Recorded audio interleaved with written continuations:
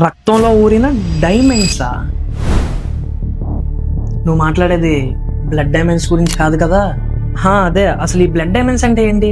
1990s నుండి early 2000s ఈ time gap లో African nations like Sierra Leone, Angola, Liberia, Ivory Coast, Democratic Republic of Congo, ఈ war zone places లో కొంతమంది rebels illegal diamond mining చేసేవాళ్ళు.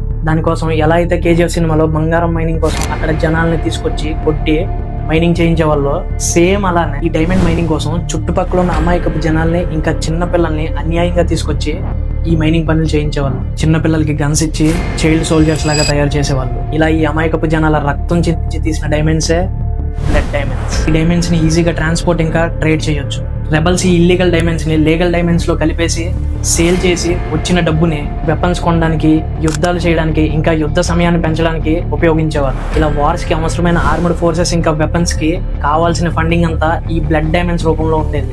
ఇంత జరుగుతుంటే గవర్నమెంట్ ఏం చేయలేదా? చేసింది. 2003లో ఇంటర్నేషనల్ సర్టిఫికేషన్ కోసం కింబర్లీ ప్రాసెస్ అని కొంతమంది మెంబర్స్ తో ఒక కమిటీని అపాయింట్ చేసింది. ఈ కమిటీ పని బ్లడ్ డైమండ్స్ ని లీగల్ డైమండ్స్ లో కలవనివ్వకుండా స్టాప్ చేయడం. కానీ కొన్ని లూప్ హోల్స్ వల్ల ఇప్పటికీ బ్లడ్ డైమండ్స్ నడుస్తున్నాయి.